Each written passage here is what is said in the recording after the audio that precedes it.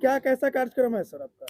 मेरा कार्यक्रम है अपने समाज की जगाने की कार्यक्रम है। बहुजन समाज पार्टी के द्वारा सामाजिक परिवर्तन यात्रा जागरूकता कार्यक्रम चल रहा है।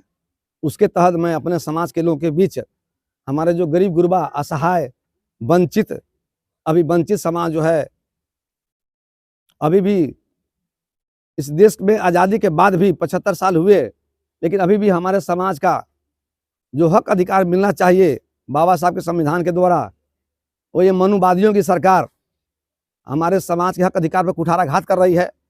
इन्हें धर्म के नाम पर, जात पात के नाम पर, हिंदू मुस्लिम के नाम पर हमारे लोग को बहकाकर और लोभ लालच देकर वो अपनी सत्ता में मलाई खा रहा है। और अभी भी हमारा बहुजन समाज, कमेरा समाज इतने मेहनत मजदूरी करने के बावजूद भी जो संविधान में जो दिया गया अधिकार है, वो अधिकार का लाभ अभी तक नहीं मिलता है। इसी संदर्भ में बहुजन समाज पार्टी गरीब गुरबों की पार्टी है, बेसहाय लाचार बेबसों की पार्टी है। और मेरा कर्तव्य बनता है एक राष्ट्रीय पार्टी के मुखिया होने के नाते, जिला स्तर के मुखिया होने के नाते, कि मैं अपने समाज को पहले जगाने का काम करूं। हमारा समाज बिका हुआ समाज है, बहका हुआ समाज है। मुझे न बिकने वाला न बहकने वाला समाज हम लोग कोशिश करते कि हमारा समाज समझदार हो, अपने अधिकार का उपयोग करे और इस देश का हुक्मरान बने। ये मेरा उद्देश्य कहने का। सर हाँ। कि अभी लोकसभा चुनाव की तैयारी चल रही है, आपकी पार्टी भी, हम जहाँ तक समझ रहे हैं कि ये लोकसभा चुनाव की तैयारी है। जब भी चुनाव आता है तो आप लोग इस तरह का कार्यक्रम करते हैं, लेकिन बीच में भी अगर इस तरह का कार्यक्रम चलाए होते तो जैसे कि आपने कहा कि आपका समाज आज बिकाऊ है, तो बिकाऊ नहीं होता। क्या कहेंगे? नहीं, इसमें हम लोग का कार्यक्रम अनवरत चलता है। ये पार्टी नहीं है, पहले बहुजन समाज पार्टी नहीं है, मिशन है। हमारे महापुरुषों ने कितनी बड़ी तपस्या की अपने समाज को जगाने के लिए, उनको हक अधिकार देने के लिए, उनके उत्थान के लिए। ये हम लोग का कार्य मैंने सालों भर 365 दिन हर जगह चलता रहता है।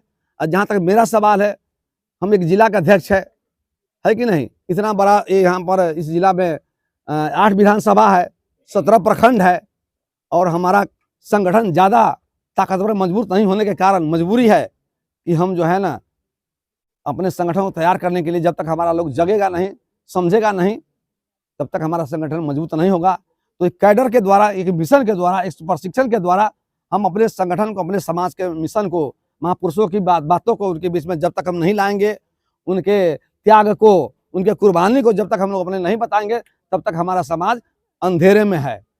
आप जिला अध्यक्ष है सर, हम आपसे जानना चाहेंगे कि इस बार लोकसभा का चुनाव जो है वर्तमान परिस्थिति में लग रहा है कि 2 गठबंधन के बीच होने वाला है, एक इंडिया और एक इंडिया अलायंस। तो इंडिया अलायंस में अभी जो है आपकी पार्टी जो है कहाँ है, इंडिया अलायंस या फिर एनडीए? अभी ये पार्टी जो है ना 2 धाराओं में बटी हुई पार्टी है, एक इंडिया एक इंडिया।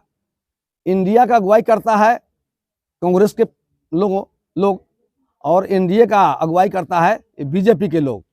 और एक कांग्रेस और बीजेपी के लोग एक ही मानसिकता के लोग हैं, दोनों की सोच विचारधारा एक ही है, और ये दोनों के लोग का विचारधारा और योजना भी एक ही है, चिंतन भी एक ही है, विचारधारा एक ही है। एक नागनाथ है, एक दूसरा सांपनाथ है। और जहां तक जब एनडीए की बात आई, जब नीतीश कुमार जी इस काज का अगुवाई किए, शुरुआत किए, तो ये समाजवादी पार्टी जो हमारे दलित विरोधी कार्य करता है, उसके यहाँ गया, सारे मुख्यमंत्रियों के यहाँ गया। आखिर क्या कारण था कि बहन कुमारी मायावती के पास इनको जाने में हिम्मत क्यों नहीं हुई, उनको इन्वाइट क्यों नहीं किया गया? तो क्या समझा जाए कि बहन जी खुद पूरे देश में अकेले चुनाव लड़ेगी? नहीं, अभी हम लोग समय का इंतजार कर रहे हैं। बहन जी बोली थी कि दिल मिले नहीं मिले, हाथ मिलाते रहिए। इंडिया गठबंधन में आपस में बैठक नहीं है, उसमें एक दूसरे का भी विरोध चल रहा है और आपसी सहमति अभी नहीं है। बहन जी ऐसी शेरनी नेता है, इतनी चिंतन विचारधारा वाली नेता है, इतनी बजी हुई नेता है, इतनी बजी हुई खिलाड़ी है, जो समय परिस्थिति को देखकर वो अपना निर्णय लेगी।